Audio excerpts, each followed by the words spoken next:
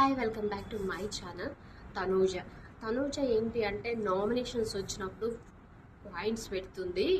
అసలు డిఫెన్స్ చేసుకోవడం కూడా అవతల పాయింట్స్ అన్నప్పుడు కొన్ని విషయాల్లో చాలా పర్ఫెక్ట్గా అవతలకి ఇంకా మాట లేకుండా కౌంటర్కి కౌంటర్ ఇస్తుంది. అదైతే సూపర్ అనిపిస్తుంది. ఏ పాయింట్ ఒక్కొక్కసారి అసలు ఓహో ఇది జరిగింది కదా సిచ్యువేషన్, మనమే ఆలోచనలోకి వెళ్ళిపోతాం.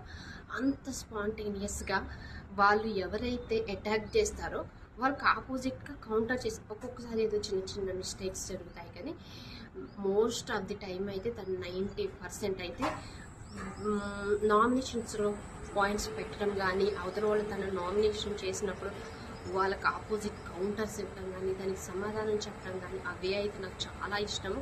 ఎందుకంటే అంత ఈజీ కాదు మనం అవతలకి సమాధానం ఇవ్వడం. ఆ పాయింట్లో హీట్ ఆఫ్ ది మూమెంట్లో మనకు కొన్ని పాయింట్స్ గుర్తురావు, కానీ తనకి చాలా బాగా గుర్తొస్తున్నాయి. ప్రతి ఒక్క పాయింట్ గుర్తుంటాయి, ప్రతి ఒక్క సిచ్యువేషన్ గుర్తుంటాయి.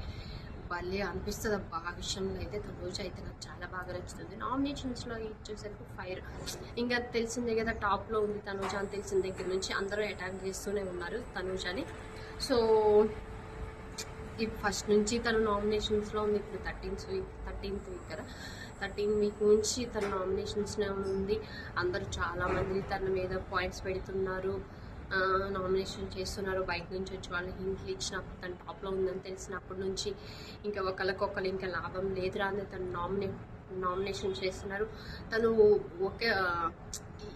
ఇంతవరకు ఎప్పుడు జరగలేదు బిగ్ బాస్లో. ఏంటంటే అంటే ఇప్పుడున్న సీజన్లో ఏంటి అంటే ఒక కంటెస్టెంట్కి నామినేషన్ జరిగిన ప్రతిసారి ఎవరో ఒకళ్ళు, 2 కానీ 3 కానీ 4 కానీ 5 కానీ తనూజకి ఇట్లా కౌంట్ పెరుగుతూనే వచ్చింది. అయినా కానీ అందరికీ సమాధానం ఇస్తూ తన పాయింట్ చెప్తూ అవతల వాళ్ళకి మాట లేకుండా ఒక్కోసారి భలే చేస్తుంది. ఆ విషయంలో అయితే నాకు తనూజ బాగా నచ్చుతుంది. మీకేమనిపిస్తుంది? తనూజ నామినేషన్ చేసే పాయింట్స్ ఎలా అనిపిస్తాయి? ఒకసారి అయితే పైన చూడండి, తను ఎలా మాట్లాడుతుందో, ఏ విధంగా తను డిఫెండ్ చేసుకుంటుందో చూడండి. ఒక శివంగిలా భలే మాట్లాడుతుంది అనిపిస్తుంది. మీకేమనిపిస్తుందో లైక్ చేయండి.